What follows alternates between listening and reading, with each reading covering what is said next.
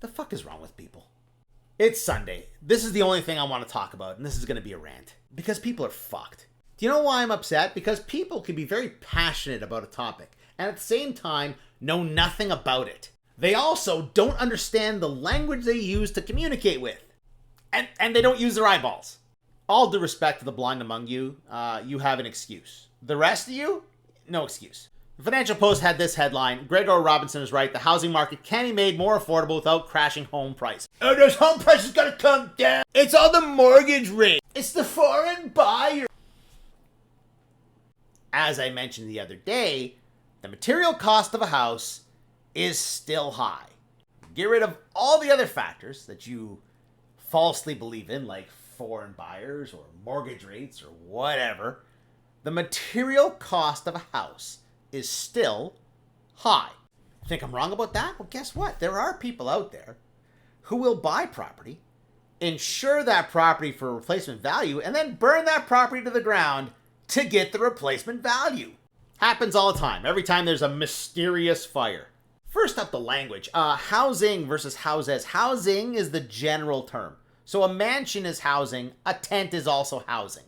A house is a very specific term. A house is that single detached dwelling on a lot by itself. Townhouse, not a house. No, man, you're wrong. The home prices have to come down.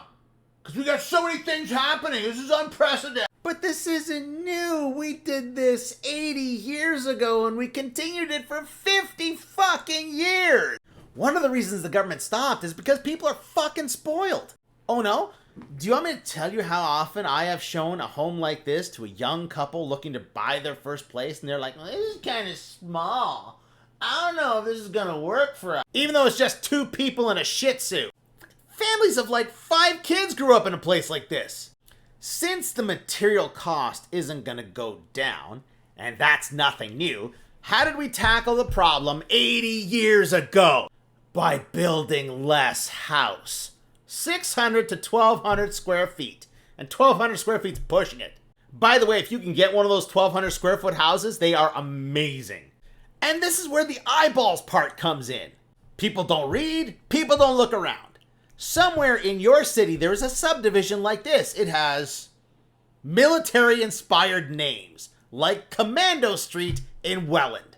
On Commando Street, you will find a house like this. That's about 600, 700 square feet as far as the footprint goes. And it's a story and a half. 2 bedrooms up there. This one is one of the fortunate ones. It has a basement as well. What? Did I say basement? Yeah. Some of these places have no basement. Why? Because the cost of concrete and the cost to dig a hole. This one's on Dieppe Street in Welland. Dieppe, another World War II inspired name. Again, about 600, 700 square foot, story and a half. This one also looks like it has a basement. This is Navy Street. It's about 600 square feet, maybe 700 square feet.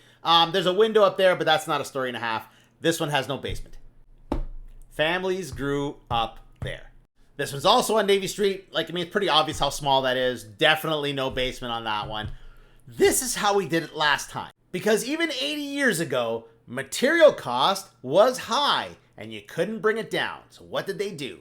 They prefabbed the homes, which is why they all look the same, and they built less home, which requires less material. And these things are everywhere. If we build more houses like this, is it going to crash the market?